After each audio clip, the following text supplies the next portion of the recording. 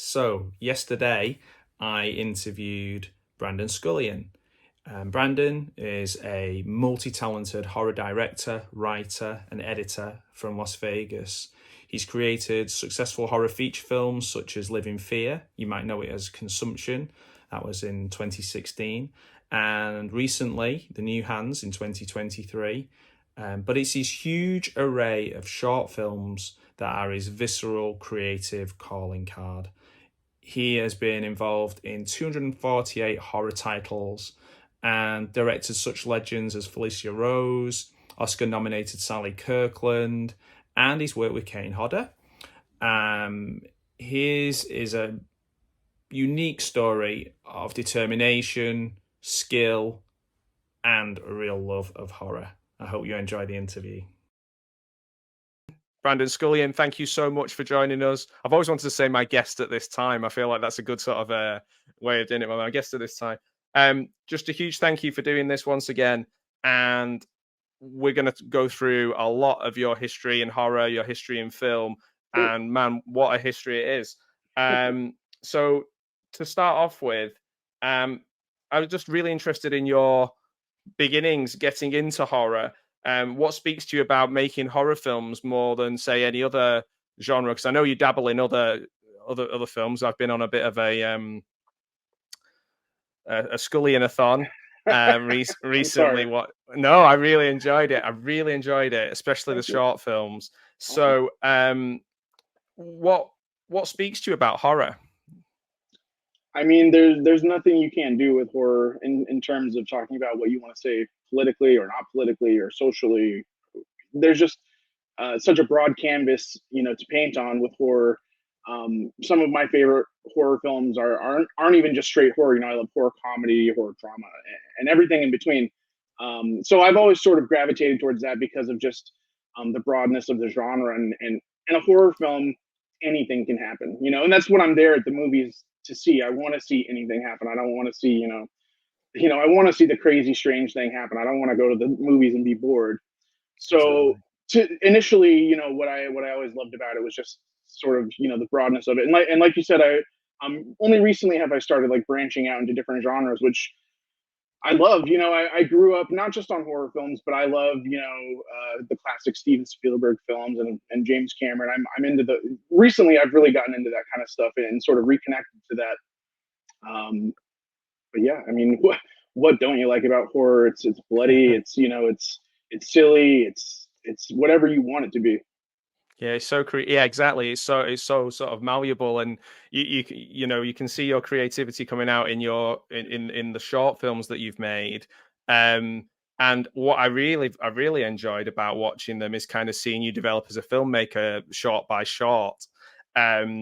So I've just kind of picked a few of them out, and again, I might ask you later on your favorite of the other ones, maybe ones that I've not seen that I should go and check out, because I know you have a few that I've noticed you've kind of said these are my favorites.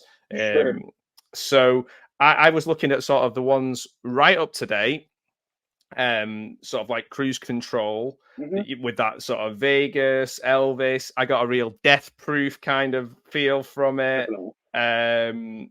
It was like a really nice, perfectly contained bottle movie, in the car. Tell me about the idea behind Cruise Control, because I really like that, because it's not a straight horror, is it? But it has some violence in it. It has, Right. So Cruise Control for me was totally branching out into new territory, completely unexplored territory for me. Before that film, I had always done horror or comedy horror, tried to do both. But Cruise Control for me was trying to stretch my legs, so to speak. Try and broaden what I could do as a filmmaker, the scope of what I was able to do as a filmmaker. And to me, the experiment was a complete success. The origin of that film comes from this horror collective group I'm part of in Los Angeles called Just Scare Me, where every 2 months you're tasked with making a new film, and you screen it, and you watch it in a room of the other filmmakers who made a film. So that's what initialized the project. I had to come up with something, to make for this film group. and it wasn't strictly a horror film. And one of the rules is that you need to make a horror film. So I tried to include some subtle, not subtle, but just some minor elements of horror, just Yeah. some stuff where the character's in peril, and they let me screen it anyways. But the genesis of like I've always loved those kind of like road films where, you know, you mentioned Death Proof. That was absolutely an influence, a huge influence, clearly. But I also love movies like Twister, which to me is like, you know, I love Bill Paxton. I Oh, love a good. It's the whole movie's on the road. They're chasing tornadoes. You know, I love From Dusk Till Dawn. You know, half that movie's a road film, and you know, it all came from a love of these films I discovered in the '90s. You know, my mom. I remember in fourth grade, my mom rented From Dusk Till Dawn for me, and I watched it by myself at wow. like 5 o'clock in the afternoon. Thanks, You know, five Mum. o'clock at night. I love that movie. That's one of my all-time favorites, and that movie changed everything for me. Like I was just I couldn't believe the movie I was watching. That people forget the road movie element of that, I think. They go straight to Absolutely. the bar, don't they? Well, I have a digital copy of the film, and I was looking at it on my edit timeline a couple days ago, and more than half of that movie has nothing to do with vampires. Like vampires are only like 40 minutes of that movie, and I think it's just brilliant. I had the absolute joy of being able to watch that movie with some people who'd never heard of it, and when that moment comes when Salma Hayek's like looking at Tarantino's hand and she turns into a vampire, they were like, "What the fuck?" That is the ultimate. Like if you have a way to show somebody From Dusk Till Dawn and they don't know about the movie, do it. You'll love it. It's the ultimate like film watching experience.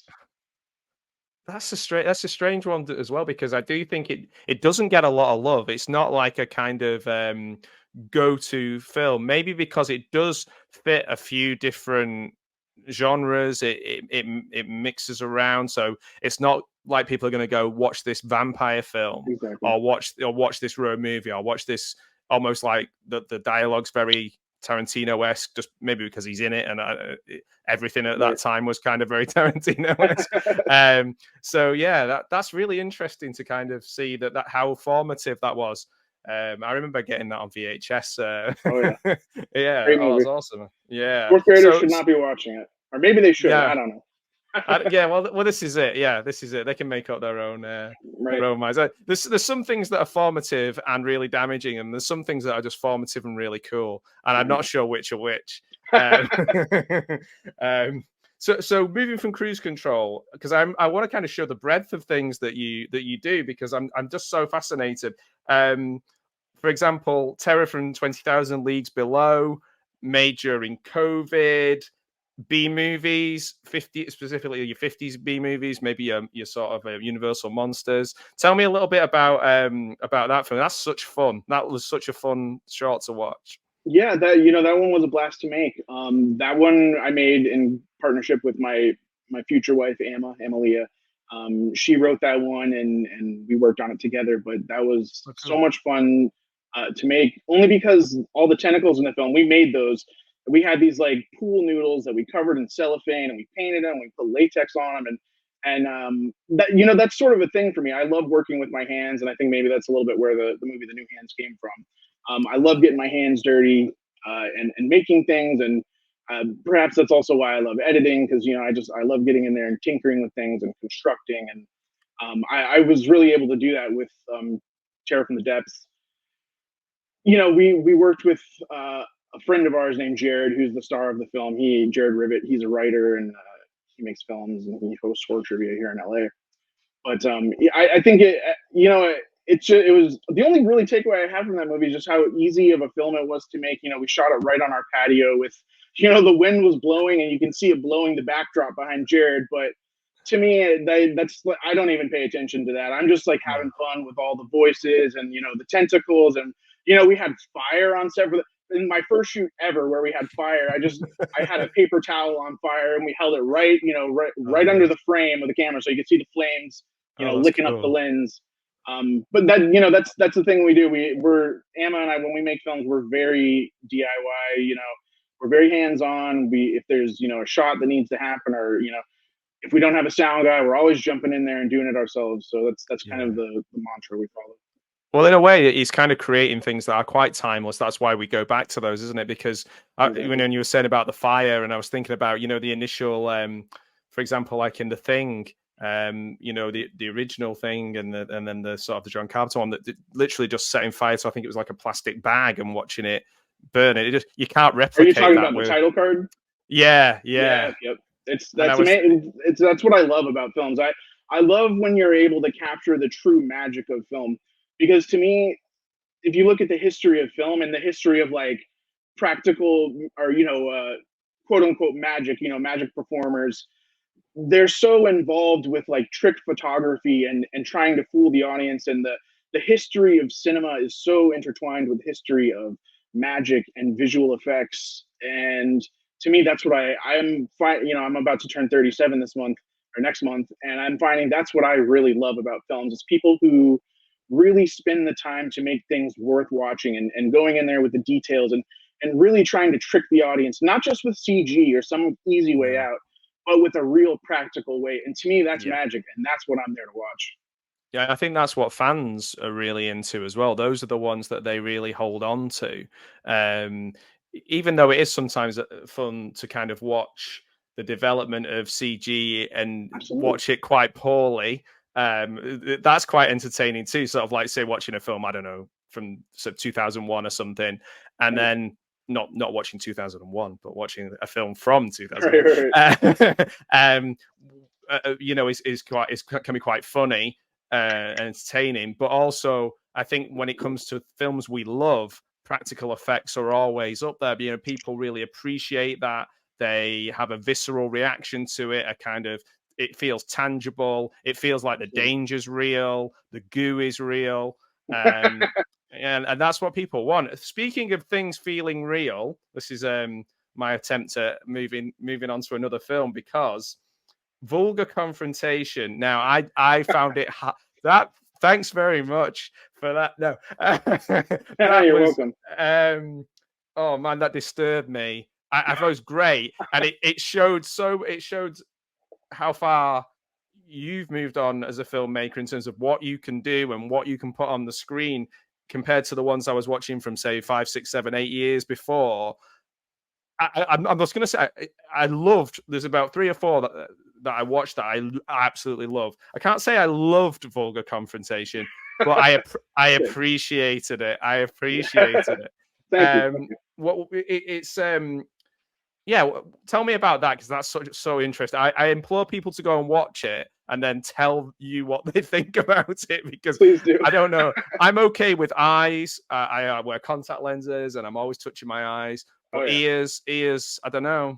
I'm not sure. Well, Not so good with I ears. found there's this common thread that I never really considered myself a body horror guy, but when I start to think about it, I've made Mm. films about hands, ears with vulgar confrontation. I just made one about feet. I'm covering all the body parts eventually. Yeah. Um, but no, okay, so vulgar confrontation, that's also a part of Just Scare Me. That was the first film I ever entered into it. But I really wanted to come out swinging with that one. I wanted to make something that was going to shock people and hopefully make them laugh. But the origin of that one is Emma. Once again, she had like an ear infection or something, and so she was always like touching her ear, and I was just like, oh, what if there was like a guy who put a Q-tip in his ear and he like he just like jackhammered his ear, and I put it to a Ministry song, and then he like puts it in his mouth. I bet that would gross a lot of people out. So I told that idea to Emma, and she was Right. sitting there squirming as I was just telling her the idea. She's like, "Oh my god, it's so gross." So I knew I've never had a reaction to anything I've ever made. Just telling the story to somebody, I've never had a reaction like that. So I was like, okay, this is interesting. I'm going to try and make this film where I can really unsettle people or make them laugh or both. Um, Wow. Wow. Yeah, so definitely. right, so I had the idea. I was basically like, okay, guy puts a Q-tip in his ear and it's really intense, and that's the idea. He's in a room with the Q-tip, and so everything sort of came out from there. On set, the guy in the film is a guy named Noel Jason Scott. He's a great character actor, and he went for it all the way. And I know he's a heavy metal guy, and he's into he's an extreme sort of guy, and he was just the perfect casting, and it was really great working with him, and he brought so much flavor to that film with his facial expressions and his willingness to be weird on camera. And by the way, it's not real earwax, but it is Oh, okay. It's I feel shoe better. polish. I went to the dollar store like an hour before we had to shoot. I'm like, all right, this guy needs some kind of earwax, and it was this chunky like shoe polish. Oh, dude. So Oh he man. put it on, and Noel was such a sport. He like put it in the Q-tip in his mouth, and yeah, it's Oh disturbing man. memories. No, I was just gonna say, mate, it reminded me a little of like a Nine Inch Nails video. Like Yes. Thank there's a you. Well, kind of are you into Nine Inch Nails? yeah, a little bit, yeah, yeah. So yeah, they Nine Inch Nails had this video in the '90s called the Broken video, and it was based off of their Broken record. Ah, And it was this yeah, sort of like underground video of weird shit going on. There's this guy sitting on a medical table where he's just like I remember. literally being pulled apart by machinery. And that stuff definitely like had an influence on me. The whole sort of underground video nasty sort of thing. Yeah. Yes, thank you. That's like the No, highest no. compliment you can give me. Oh, that's great. Oh, I'm glad. I'm glad because when I was watching, I was just like, I think it was maybe it was the color palette, the editing, certainly the bits inside the body as well. I thought were, kind of reminded me of that. Thank But I you. got through it. It's a good job Thank it you. wasn't an hour and a half one. I Otherwise, know. I'd have, Yeah, it's a short one. yeah. That was um, a fun one to make though. which is really strange because you'd think I'd have more of a sort of worried reaction or sort of disturbed reaction to Fun Size Treat because that's every man's fear. Um, not so much That's the a fun one. ear. And I don't want to give too much away, because I want people to go and watch it. But that was again, the lighting's different. It's outdoors or partly outdoors. There seems to be like more of a broader comedic element to it. Sure. Tell me a little bit about Fun Size Treat because that's that's a mad film, and like I say, every man's fear.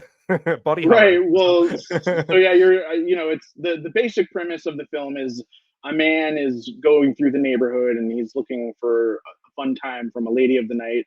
I don't know how Mhm. graphic you'd like to get on your show, but I things don't don't know. really I don't work either. out.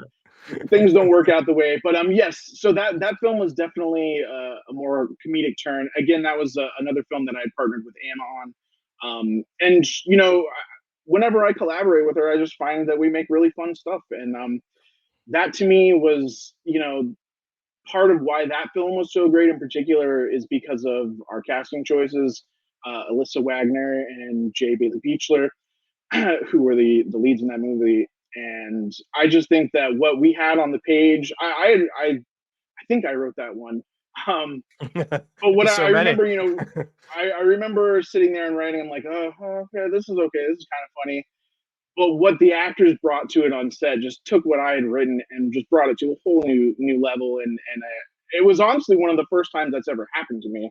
Um, Alyssa Wagner is such a talented person. And so fucking funny. Like I love working with Alyssa because she'll take what I write and just elevates it and just brings so much life to the character and is That's just able to cool. bring it to a whole nother place. And Oh, so for me, for Fun Size Street, those are the main takeaways for that film in particular. Was just the great collaborations we had, and that was the first time I had ever worked with Amma on a film. So it was a learning experience, but it was a great experience at the same time. right. So thinking about kind of the different, like you just said, kind of different takeaways from the film, and looking at a lot of your short films as a whole, I noticed the importance of music, and sort of well known or very tied into the story. And my favorite of all of the ones that I saw, my favorite one was Eyes for You. Um, Obviously, that's tied into music in a big way. Mhm. Cruise Control as well, but and lots of the others. Um, Tell me a little bit about Eyes for You, the music, because obviously it ties into the song, doesn't it? I only have eyes for you. Yep. I thought that was again fantastic. The more body horror. It was sort of it had a real classic feel to it, like a sort of, I don't know, maybe like Reanimator kind of era, that kind of thing. I really enjoyed it. Um, Tell me a little bit about Eyes for You because I implore people to go and watch that. I just think it's a great, perfect little snapshot of a film. It's fantastic. Thank you. Thank you so much for saying that. That's interesting. whenever I try and make a film, I always try and make them feel as complete as possible. I want to have the beginning, middle, and end all sort of serve each other, and there's a setup in the beginning and there's a payoff at the end, and I just would hate to bore anybody. That's, to me, that's the biggest thing. Eyes for You is intrinsically tied in with music, just like my whole life is tied in with music. I love music. I love making music. I love listening to music. I love seeing music played live. I love putting music into films because it combines my two, the two things I love in life, outside of Emma, are filmmaking and music. And, it somehow they always just become intertwined. Eyes for You was an idea I had had for several years, and it was always, set to the tune of that song, Eyes for You. I only have eyes for you. Hmm. And I had sat on that idea for years, and Emma and I had started a YouTube channel where we were going to put out a new short film every month, and this was part of that sort of initiative. And I thought it was just, it was a simple idea. There's no dialogue. It would be really easy to shoot, and it was easy to shoot. We shot it all in an afternoon, basically in Burbank, just running around with the car. But to me, those are the most effective ideas. Are the simple, very easily understandable ideas. I'm not trying to confuse the audience. I'm trying to entertain them, and make them have a good time, or think about something. So that's always at the forefront of my mind when I'm designing, or thinking of stuff like that. So if I can convey a story idea without dialogue but with music, to me that's the perfect blend. I love silent films. And it's hard. Like, I've made a couple silent films. It's really hard to do that, to try and convey what you're trying to say with no words, but maybe maybe a song is there to help it a little bit. um, I just love that. And to me, Eyes for You was just a love letter to silent film and music, and the interplay between that. Oh, it works really well. It does. Interesting. Probably one of my favorite films of all time is Nosferatu, the original 1922, and like, it doesn't age. The thought and the sort. It relies obviously a lot on the acting, but the way it's filmed, everything about it.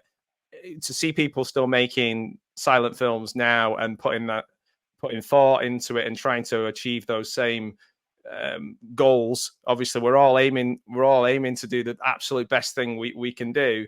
And Absolutely. I really loved Eyes for You. I thought it worked really well. Thank you. And the characters, the actors were obviously bringing their own emotions and kind of creativity, and almost like having to be bigger because of the lack of dialogue. Absolutely. And they pulled that off really well. It's a really good team Yeah. effort. When I was picturing this movie in my mind's eye, I immediately pictured Graham Denman, who is the lead gentleman in that film. Who Graham has had a prolific career. He's in a ton of movies, and he agreed to be in this film, as a favor to me, and I'm really appreciative of that. And his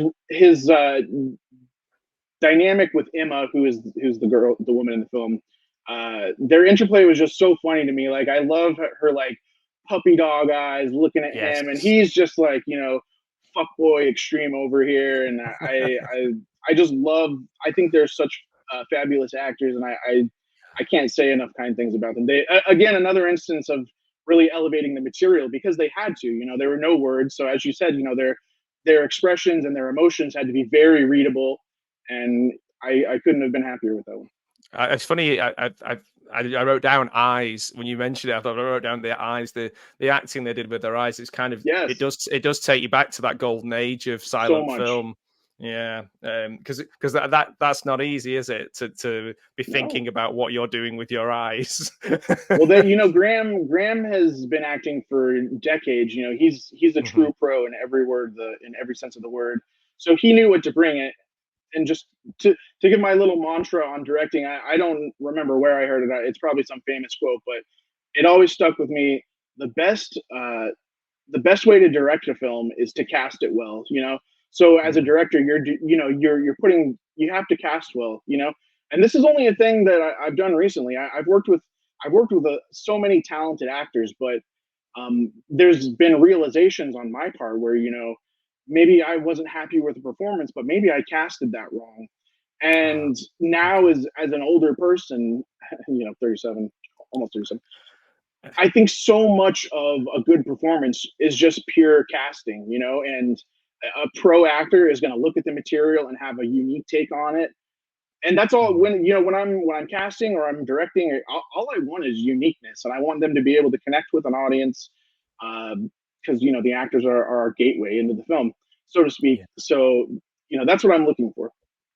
Well, I think that's a perfect example of kind of growth as a filmmaker, isn't it? You know, you're kind of looking at all the elements, and maybe at the beginning it's trying out all the elements, and then you're kind of Absolutely, selecting the things that you know have worked from that kind of toolkit. It's like building up a toolkit, I guess, over time. it's just Um, trial and error yeah, again yeah, and and again. what and that's why I did highlight Eyes for You, because I was like, that shows a lot of the parts of that toolkit from the earlier films, the parts that really worked and the bits that I really liked, and brought it all together. But I'm more interested in what your favorite shot is, because out of the ones you've made, do you have like a top three, or a one that you would show people to kind of say, this is the one I'm really proud of this, or is it, are they just like all your children and you know? No, no, no. Some of them are bastard children. I don't like all of them. Yeah, you know, I'd say my more recent stuff is stuff that I really like the craft. I like the sort of way we made them. Um, Cruise Control is definitely at the very top of that list. It's Mhm. you know I'm not really sure what people's perceptions are of my films outside of like my friend group, but that's a film that I just had so much fun making. I had so much fun screening it for people. Somnambulist is a one that I truly enjoyed making and collaborating with all those people on. It's a silent film, which is basically my love letter to Caligari and Nosferatu and all those Oh great man, that's films. Um, and then you know I've got a new one out right now called Footzilla, which is basically pure comedy. It's a little bit of a kaiju giant monster fighting film, but and it's a, sort of a horror film, but it's mostly just comedy, giant monsters fighting, like terrible green screen, terrible intentionally. You know, like yeah. I wanted it to look sort of shitty, and I think it worked out. I've been very fortunate. The film has gotten selected at several festivals and Oh, is doing fantastic. pretty okay. But yeah, I would say, is that three? Did I name three? That's I three. think you did, yeah, Okay. yeah, and I would say if you, I really want to see Footzilla. Actually, I'm I'll want to send you see. a link. It's Oh pretty, man, yeah, it's pretty silly. That one's going to be playing September 8th at the Chinese Theater in Hollywood. Uh, if your listeners want to attend, they can reach out to me and I oh, can that'd be point them in the great. right direction for tickets, or just Oh, show up and I'll fantastic. get you in. Who cares? Just come. I'll put the link to your YouTube page and things like that in the description, Awesome. and to your films as well. Thank you. It is so, yeah, I'm really looking forward to seeing Footzilla. Actually, I was trying to find it, I couldn't get it, and then I was like, I It's think not it's a online yet. yeah, it's I'll not send you online a yet. special link. Oh, It's thank you you. know I it's on appreciate that. the circuit right now, and in fact, it actually played in Montana last night. I wish I could have been there. It played at this really amazing theater called the Roxy Theater in Missoula, Montana. Check them Oh, out. cool. Oh man, oh that's awesome. I'm really Anytime. glad that you're having that success with it as well. So Thank you, man. that kind of leads into my sort of not necessarily last question about shorts, but what is it about short film that speaks to you more than features, or do you see them equally? Because obviously you return to short films. Is it you have more control over that when it's a smaller thing? It's more your own vision. What is it? What is it Well, about I short admit, film? you know, I wouldn't say I ever left short films. Short films is those are what my true passion are in terms of Hmm. filmmaking are. I've done feature films. They, you know, they. I'm glad I made them. They were Hmm. huge learning experiences. But as you mentioned, you know, when I'm making a short film, it's my film. It's complete creative control. Yeah. Not that the feature films aren't my vision, but there are certain elements of them that I wish you know we could change or had more money on.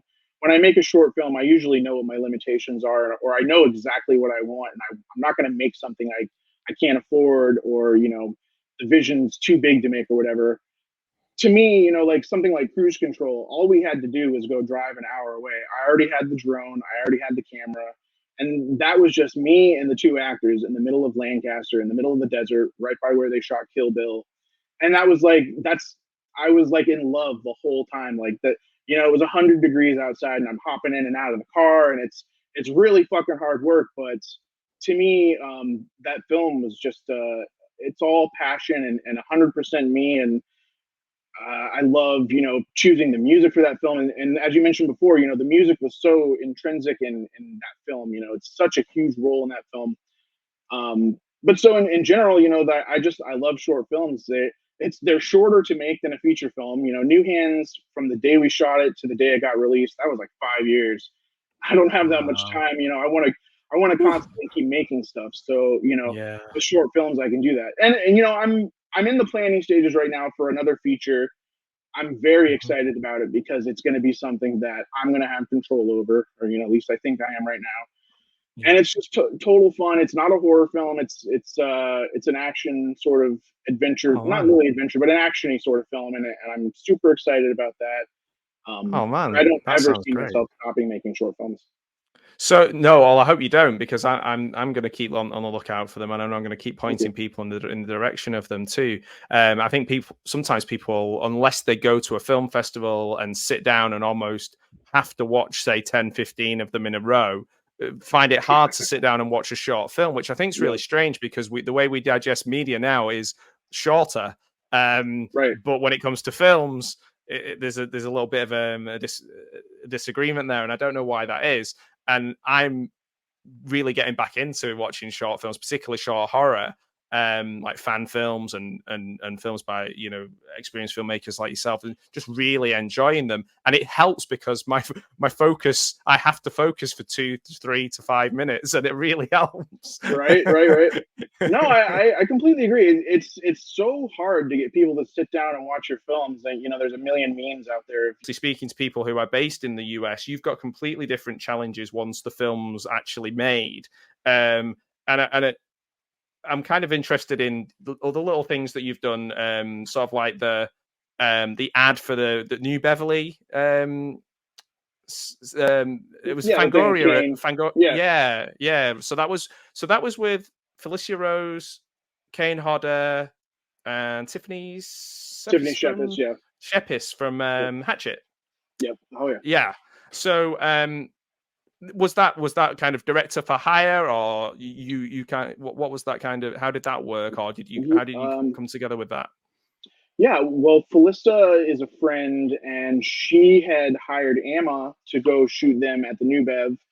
They were doing Uh, a little, what do you call it, editorial for Fangoria, and they yeah, invited me to come along and shoot some video of them, doing the shoot, and they wanted to do a little promo. So it wasn't even a thing that was like planned out. It was, I right, showed up with my cameras. Maybe they were going to use me or not, and they did. yeah. So it was a lot of that is me filming behind the scenes footage. I got to go all over the New Bev. I got to go to the projection booth, Oh, that's a and dream. watch them. Yeah, Yeah, it's so awesome. that is a And so dream. Yeah. yeah, and it was just so much fun working with them, and it wasn't there was no real like sorry, what it was I was on call basically if they were gonna uh, shoot this promo or not, and they did. yeah. So I was very fortunate to be able to talk to them and kind of guide them into what was funneled into the camera as a performance. But my main takeaway from that, and I always tell everybody, this is like, it's one of the coolest filmmaking moments I ever had. Kane Hodder, like, they're standing behind the concession stand, and they're goofing off, and they do a bunch of different takes. I'm like, okay, let's do one more, and like interact with the concession stand. Just do something. Pick up something. And Kane Hodder, at the end of the take, he grabs a hot dog and he launches it right at me and hits my camera right on the lens. And Nice. he was so like, after we called cut and everything, he's like, "Oh, I'm so sorry, I didn't mean to hit your lens." I'm like, "No, Kane, that was perfect. You did great." So the horror fan in you must be absolutely buzzing when you get to do things like that. And you know, I know you mentioned earlier on about watching horror films when you were younger. So as a horror fan, when you get to work with people like that, and also just getting to make horror movies, does the horror fan in yourself sometimes just kind of take a step back and think, wow, this is really cool, I'm getting to do the thing that I loved as a child or as a teenager? I try and think about that as often as I can. I try and I try and never lose sight of what my beginnings were, what my origin was, and it was, I was that nerdy kid in high school, who watched Nightmare on Elm Street all the time, loved Evil Dead, and I always try and stay as close to that as I can, trying to be as authentic to that kid as I can. I'm, Mhm. I want to make that kid happy, so I always try and stay focused on what the origins are. I've I've never given up on my dreams. I've always, focused on what I want to attain in life and what I want to see. So when I'm able to not only, I've worked with Felissa a couple times, and Felissa, obviously, Scream Queen from Sleepaway Camp, Yeah, one of my amazing, favorite super films nice of movie, all time. Yeah, I super love that funny movie film. too. Yeah, Angela. Yeah, sorry. Tiffany is the sweetest person on earth. She's so nice, and she came in. She worked with me on New Hands, and we didn't have a ton of time together. When we made New Hands, we were on the run. Like she came in for like 2 hours, nailed all of her scenes for the movie, and she was gone.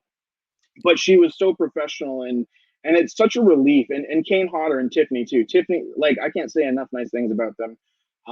Tiffany's daughter Mia works with us on our films, and she actually was involved, not involved with, but she survived a school shooting. I think 1 or 2 years Oh, ago. So oh wow. it's amazing having being able to Huh. work with these people who are not just great in the horror community, but are great people as Just great well. people. Yeah, Yeah, yeah. That's really nice to hear because um, time and time again, I think the horror community does come across as so inclusive, supportive, and I'm talking mainly about creators and fans. Really, people who have no kind of monetary goal. Their goal is to enjoy making a film or watching a film, and then maybe dressing up as somebody from that film and talking sure. about it. And these are the people that I think watch my channel, watch the films, people that I've got to know just through horror. And it's a really inclusive community, and it's nice to hear that about the people who are,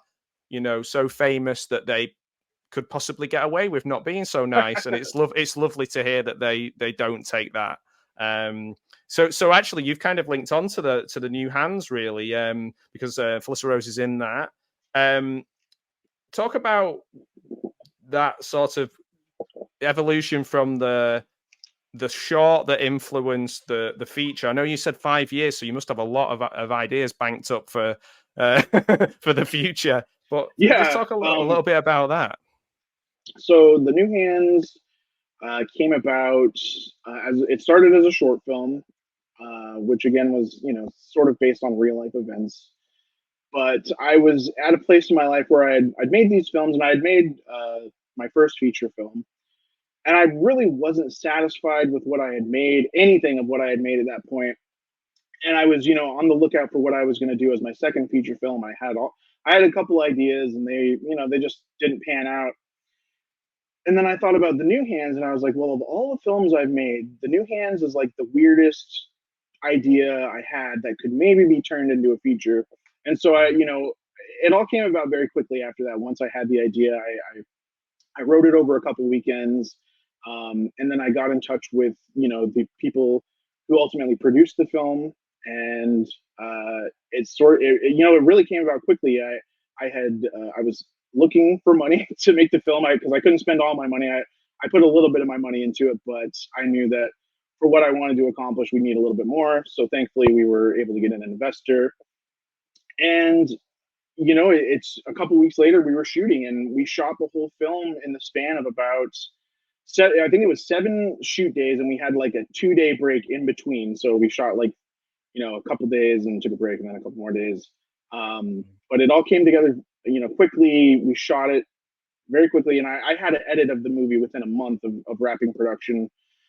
But New Hands, comes from my love of.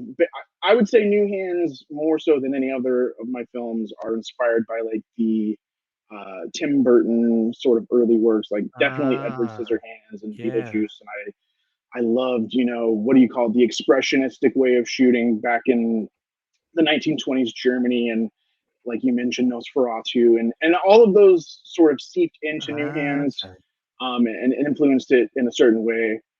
And like we were talking about, it took me about 5 years. The 5 years was basically all sound. We went through a couple of different sound people who were never really up to the task of getting this film where it needed to be audio wise, Right. and so that took a long time, and there were a couple delays with COVID, and it was definitely climbing a mountain, but Yeah. thankfully finally got released in April of this year. Super happy with everything, and I really enjoyed it, man. I really enjoyed it. thank The, you. It's not a perfect film. There's a million things I'd change about it, but the main thing I took away from that was just the learning experience. I yeah. learned what I wouldn't do next time. What is the right thing to do in these circumstances, and that's basically the purpose of that film for me. So I think a lot of the changes that I've seen reflected in my own work came from the lessons learned on that film. Oh, right. Okay, that's really interesting because I think that um, to watch your shorts and then watch the features and watch them all together in a short space of time, which was a really interesting journey of a filmmaker. And like you say, you're obviously picking things that you want to do differently next time. Well, I imagine you've done that in every single film that that you've made, and that's kind of one of the driving forces in making the next film. Sure. So that's really interesting and also quite inspiring, I think, as well, because that's what we do, isn't it? We move forward and Got it. we look at those things that we go, ah, that worked really well. I think it's sometimes the hardest thing is holding on to the things that work really well because I think I'd imagine I'm somewhat of a writer, not for a long time, but um, I'm much better at highlighting the things I've done badly than the things I've done well. Yeah, same. And that goes into teaching as well, and that's kind of ingrained, I think, in education. So it certainly was with me and people with me. So I get that. But I think from an outside point of view, seeing your work, I can see those steps really obviously, and I'm really inspired by them, Brandon. So thank you for that. Thank you, Um, Matt. Thank you so much. no, that's okay. I really appreciate that. Being able to say that. I'm another thing I really appreciated, which are two scenes in the film that really stood out for me that I just thought were great fun, and I'm really interested in the sort of the behind the scenes. No, I'm really interested in how this can be. So I'm interested in Oscar nominee, Golden Globe winner Sally Kirkland in a scene "Pussy Free Since '93." Um, and Yeah. she's not, and that's you wrote that, and it's not a cameo, is it? She's an accomplice in the film for most of it. Yeah. She's great in it. She's in on it. Yeah. Yeah, working with Sally was amazing. That scene had gone through many different versions. All of her scenes went through different versions before we hired her onto the film. It was a lot. It was even more graphic and raunchy. She was saying all kinds of stuff in there, and there were, I think, the screenplay before she was hired was a little bit more cruel towards her character. But then I Ah, met Sally, and Sally's such a sweet person in real life, and yeah, she's so brutally honest. And there's just a really great quality about Sally where she does not censor herself whatsoever, and she just says whatever is on her mind. So I was like, okay, yeah, how can I bring this into the script? How can I make this her character? um and yeah, so some of the lines got changed, but she was so down for the weirdness. Like, she wanted to go even weirder. She's like, to me, I was like, oh, I got an Academy Award nominee to say "pussy free since '93," which there's all kinds of subtext there. Take it for what you will, but that to me exactly. was like, that made the whole movie worthwhile. That I got, like, I got to do that. I laughed out loud at that, and I thought it was really funny, really well played. She's great in it. She is great across the board in the film because, like I say, she plays an accomplice. There's a relationship between the characters. She delivers what her character has to do without it being a cliched kind of one of a better phrase, senile old person role. Sure. There's so much to it. There's so much depth in that character, and I think when she's on scene with her grandson or son, whoever she thinks he is at the Right. time, the, she brings his character up as well. They really play off each other really well. Those were my favorite bits in the film, actually. I Yeah. think Oh, so. I'm really interested in that in the lead character. There's a bit that I think plays quite comedically. That's quite, but also quite. Obviously, it's deliberate because the with the cops, the cops get killed, and the lady who's filming them, and when he jumps into the cops and he's fighting them, I got a real sort of Joker, Dark Knight kind of manic kind of action in there that I sure. really enjoyed. So it actually makes me really excited about your next film being an action film, actually, because Yeah. I just thought that was really well directed Awesome. and really good fun. Tell me a little bit about that scene, because that's not easy. You've got a lot of moving parts in that scene. That scene, I remember it was very tricky to edit, because we've got, the jogging woman, and we've got the action over there with the cops Mm, and Steve. Um, I love sort of subverting what you think is going to happen. The cops have Steve cornered and they've got their guns on yes. him, and he somehow is able to overtake them. And I just love seeing the ordinary subverted, and then you've got this woman running over and she's filming it, and it sort of becomes madball at that point, like sort of absurd. She's like, Yeah. "Don't take my picture," and I've had people tell me how it doesn't really match the rest of the tone of the film, and to me, that's like my favorite part of the film when it gets wacky. Yeah. That's Yeah, me too, those moments. actually. Yeah. Yeah, like Yeah. Yeah. going back to Sally, her moment when she's like, "You got any Xanax?" Like that to me is like the funniest shit I've ever seen. Like that's in my movie. Like I'm so grateful for those moments, Yeah. because I think it does work because it allows they're out for one thing, they're outside, and there's a lot of inside the hospital or inside there's a lot of the inside. apartment.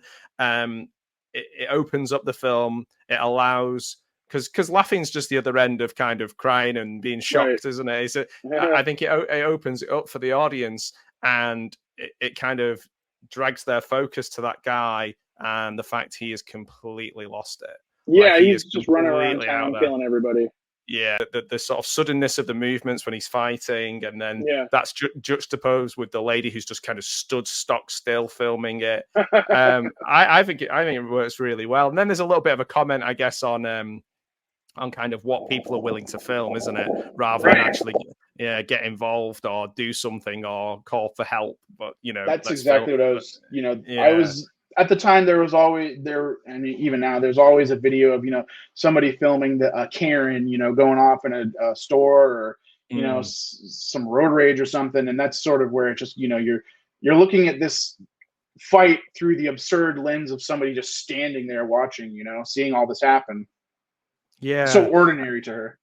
Yeah, and I mean, as I was watching that, and certainly the parts with the humorous parts or the sort of dark humor that's in there, I was thinking a little bit about, people sometimes forget that films like Blue Velvet or other David Lynch do have some really dark humor in there in some of the most gross moments or the most parts with body horror. And I kind of got a vibe of that with the new hands, that kind of, like the beginning of Blue Velvet, where it's a long time since I've seen it, but I think it's the ear on the lawn, isn't it, at the Yeah, beginning yeah, of yeah. yeah. And I was like, yeah, that I can see that in this as well. So um it must help that the fact that you can be collaborative with people who whether it's your partner and you're both in tune with each other and you're each other's sensibilities and you're getting a different voice.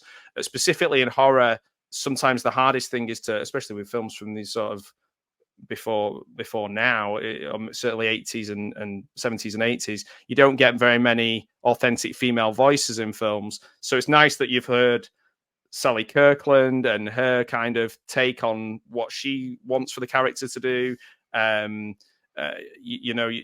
Yourself and your other collaborators. How important is you to kind of how important is it to you, should I say, to hear those different voices and kind of be authentic to the different characters that are in the film, so it's not just your voice? As any filmmaker will tell you, collaboration is extremely important. And I whenever I can get the help, I'm always grateful for it. And like I mentioned, discussing the characters ahead of time and working with people in advance. Collaboration. It's one of the bottom values I hold. It's the foundation of all the values in filmmaking is collaborating. If you sometimes you have collaborators, sometimes you don't. For instance, like Cruise Control, like I mentioned, it was just me and the actors in the desert. So it was just us, and that was an intense experience. Yeah.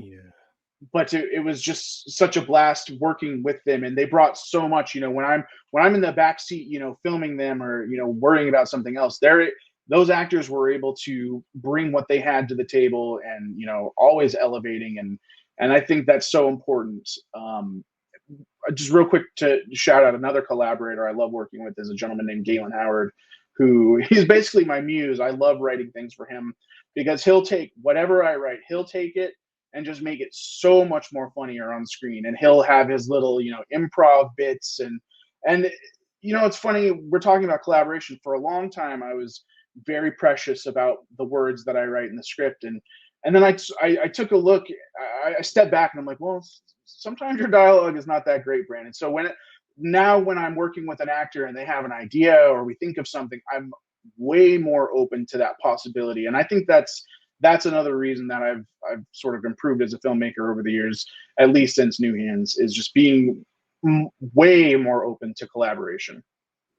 That's really interesting because, as you were saying earlier on about how yourself and your partner work together, and that reminded me a little bit of sort of the importance of, say, Deborah Hill in John Carpenter's work. For me, that's the most important thing for an authentic female voice in the films, and it's what makes them go from good to great. And again, it's collaboration with somebody who knows you and understands how to kind of work with you and find the best of you and the best of each other. And again, if you can have that relationship then on top of that with great actors, then that must be the dream scenario. And obviously you're now in that position where you're working with some people more than once, which must be a testament. You must feel really pleased that that people want to do that again.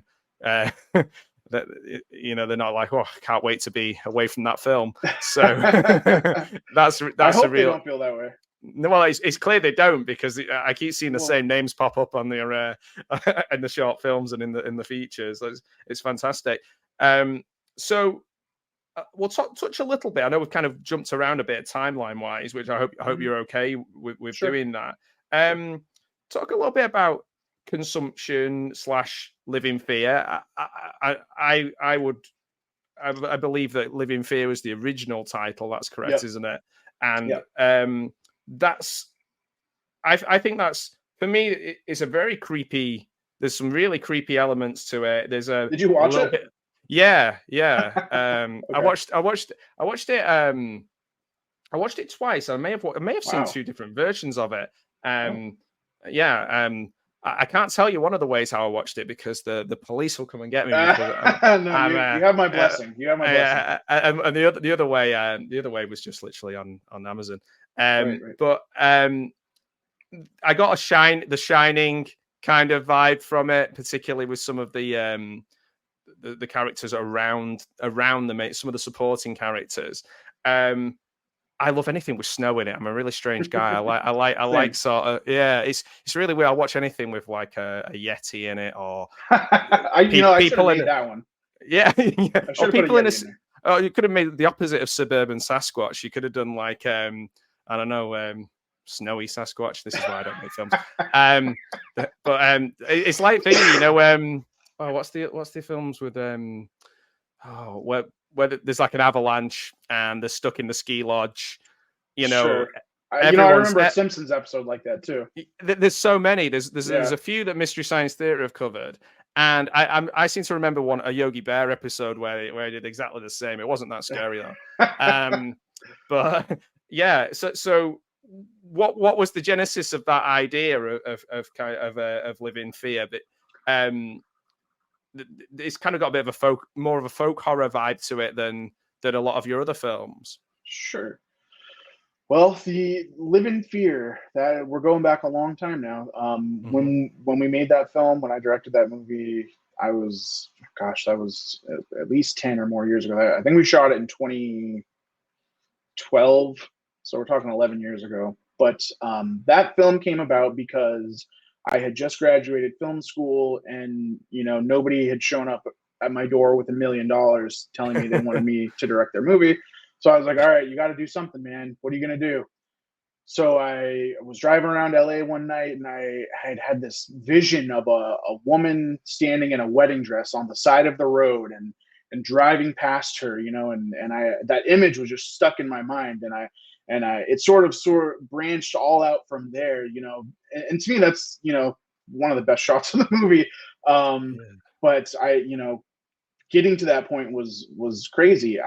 You mentioned the snow and all that, so I had designed the movie to be able to be shot in a location that I had access to. It was my grandparents' condo in Utah.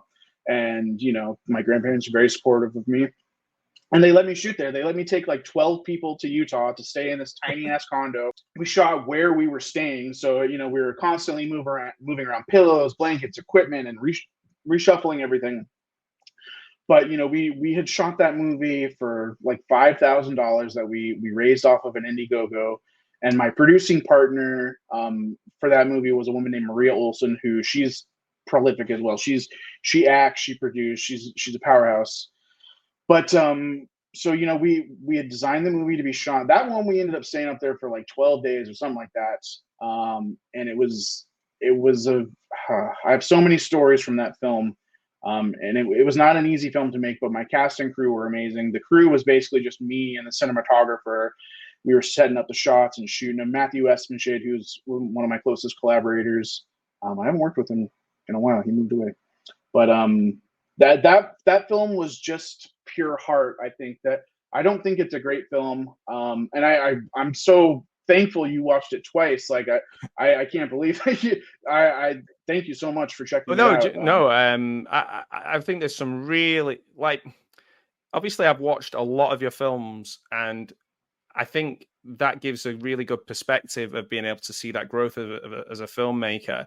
So, for example, the step from this film to New Hands is like a massive kind of amount of skill and trial and error, like you were saying before, that has developed over that time. But you can still see it in Living Fear. There's still lots and lots of creative, engaging filmmaking in these pockets of scenes where I'm like, that's like you say, if there's nobody giving you $1 million, you've got to make it the way what you've got to hand. And I think sometimes those limitations create really interesting work. It goes back to some of my favorite, because I'm not into really huge, like, I don't watch a lot of modern horror. I'm a really old guy, and I watch all my Hammer and Amicus and all this kind of stuff. But I'm pushing myself to watch more and more. Sure.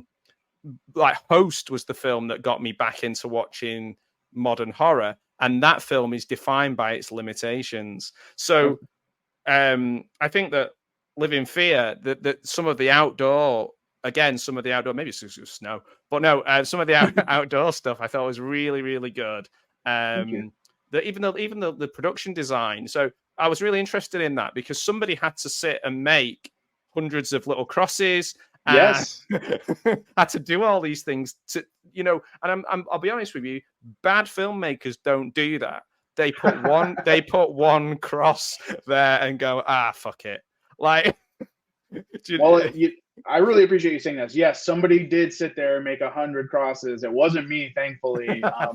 We had a person doing production design for the film, and they did a great job, for the budget we had, and how they accomplished what they accomplished. I couldn't be more happy. Like, I'm so happy with everybody else's work on the film. The only, and I'm being, a bit self-deprecating here, but I wish that I was more focused on that shoot, and I am so thankful for the words you say. But I'm sure when you look back on like a really old thing, all you can see are the flaws, and I for so long I've tried to be like positive about the film, and I generally am. Like, we made it with what we had, we did what we could. and we made a goddamn movie, you know, and I'm proud of that. Exactly. Yeah, making a movie, full stop, is an achievement in itself, and a movie that people watch, and then a movie that people appreciate and spend time watching is not to be underestimated, is it? By any stretch, No. it's a dream for many people to be able to make one movie, and you know, again, I can understand where you're coming from in terms of your creative voice is saying should have done this, should have done that, but it's just a part of that journey. And I think when people look at that as a whole, like I've done, and it's really exciting then, because people can get on board you as a filmmaker and then be ready for the next one. And that's why I'm really excited for people to see, you know, like say Footzilla, and then this. Yeah, I guess you don't have a name for the action film, or if you do, you're not allowed to share it. Or no, I do have, you know, I'm working really hard on it right now, but it's just not fully baked yet in that point. But I think this is the first time I've ever mentioned online that I'm working on something new. So you've got the exclusive on that. Oh man, awesome! Oh, thank you for doing that. Yeah, well, it's, first of all, this podcast has been a blast to do. Your questions have been amazing. Thanks, man. Yeah, but yeah, so the new one's coming out soon. Oh, yeah. Well, I'm soonish. Yeah, I don't want to put you any pressure. I'm not going to be like on the phone saying, "Come on, Brandon, where is it? You promised me this film, and you know I've got a spare Friday. I need to watch it." I'd say what I thought was really interesting. And I am really jumping around all over the place here. You know, when you're filming actors who you know have been in great films you love, does that impact how you direct them? I guess you're listening to all your actors, like you say, you want to have that relationship. Is that quite intimidating? Like, for example, I have a Sleepaway Camp poster on my wall over there. So if I was to be like, okay, so I need you to do you know what I mean? Is there that, or is it just a case of they're so lovely, you soon stop being starstruck? Well, you know, there's always an intimidation factor, always. Even when I'm directing people who are not necessarily like known actors, there's always an intimidation there. But when you're working with somebody like Felissa, for example, she immediately breaks down any barriers. You're immediately comfortable with her. She's there to have fun. She's there to work. But ultimately, you know, she's there to do the job. So we're all on the same page, and communication between me and Felissa specifically was very open, and we had discussed the character beforehand. And so with her, there was almost no intimidation or worriness. Now with Sally, the first time I ever met her, she called us up to her like beautiful palace apartment in Hollywood, me and the producers, and she like grilled us. She's like, you know, what is this movie going to be? You know, I like this character. I familiarize with it so much. I want to do it, but tell me more. And so, you know, this whole meeting, we're up there and I'm like, oh, I don't want to be here. This is too Hollywood for me. This is too much business. And I just want to make movies. And ultimately, you know, Sally was we were talking about collaboration earlier. She was just such a collaborator that when it came to actually shooting the scenes, she was perfect. Like she already knew what she was going to bring to the table. And also, you know, when we shot some of Sally's scenes, that's a tongue twister. It was the first day of shooting. Our first scene was the scene of her being dropped off at Bram's apartment, the scene she has with the brilliant Liesl Hansen. That was the first thing we shot. So there was no time to be nervous. I needed to shoot. And I was like, Sally, you stand there. Liesl, you stand there. And we shot it. You know, that was outside the front door of my apartment, you know, so all my neighbors are yelling at me and there's so much pressure. And there was just no time to be nervous in that particular scene. So, you know, you just got to get there and get the job done. You got to get going, because it's interesting. I'm kind of interested in the value of film school. Is that what gives you the confidence at the beginning to then approach people to start making things, work with people that you know from that environment? Or is it, do you think without film school, you would just be doing this all but self-taught and completely kind of in isolation? I'm really interested in your kind of film school journey. Like from the perspective of somebody who's watching this, who's maybe like 16, 17, who wants to make movies. I think film school, if you want to do it, I think you should really consider your options. I think with the way YouTube is set up now, there's a tutorial for everything. You're not going to get the hands-on experience like you would at a film school, but I think, there are certainly more options for people out there. I went to film school and I don't regret it. I went there and I made films, and I had a lot of other students there who went there to party and who weren't taking it as seriously, where cinema was not their life. They weren't living that cinema life. So for Yeah. me, when I was at film school, I was always trying to make a new film. I was always trying to work with new people, or experiment. I've only shot on actual film one time in my life, and that was my thesis film for film school. And that was, I don't know if you watched that. That was The Black Guitar. And Yeah, I did. so that to me, that film, cinematography wise, I'm very happy with that film. That film was very influenced by The Wrestler, the Darren Aronofsky film. Oh, cool. So that, and the way that film was made, I couldn't have made that film in any way without film school. Like, I got the gear for that, I got the camera for that film, for that shoot. I had to pay for the actual film stock myself and the processing and all that. But the film school is just a tool.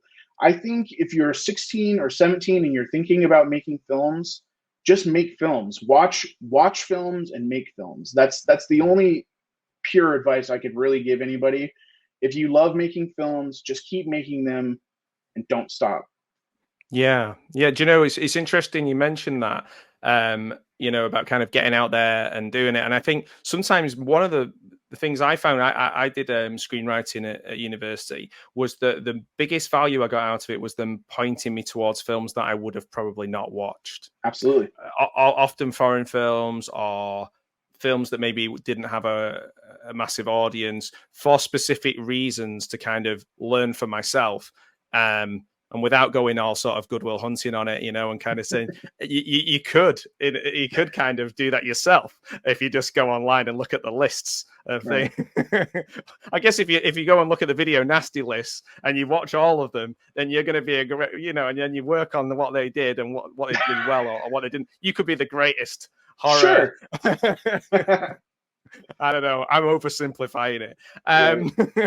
Because again, and I'll bring it right back full circle to say thank you. But I've really enjoyed watching your journey as a filmmaker, and I'm going to undo my own argument in the sense of I've watched all those skills develop over the last decade or more than a decade of filmmaking that you've done, and you've been brave enough to put a lot of that online for people like me to watch. And I don't know how I would go on.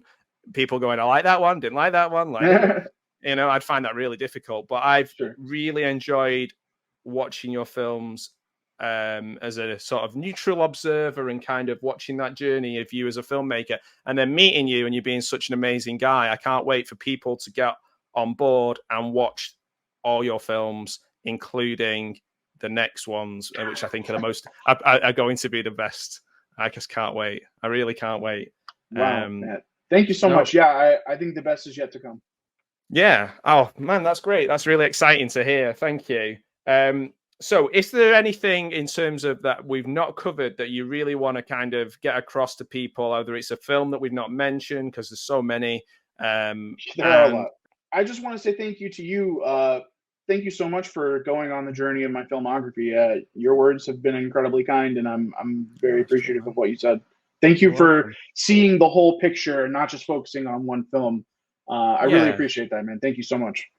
No, that's fine. I think that's what people should be doing. And I'm not that I'm telling people how to watch films, but I think in terms of when you're getting into any film, it's very, very easy to sort of criticize, or in a way that is not, and people sometimes just use constructive criticism as an excuse to be mean. And ultimately, you're doing all your learning, all your growing on camera in public. And I think a lot of people don't appreciate that when they're watching a film, that it's all moving towards, unless that person's getting 25-30 million pounds to make the movie. And even then, most of those are terrible. Like it's some of those things that you look back at and might cringe, other people might look at it and think, "Oh, it was amazing." You know, that was my favorite part. Yeah. So yeah, it's that's the best thing about it. It's subjective, but you know, that has its pluses and minuses, doesn't it? But thank you for sharing these things with me and with all of us. And I'm going to make sure as well, any films that are coming out, I can share them any way I can. And I hope other people do too, man. And thanks so much for being on. I really appreciate your time.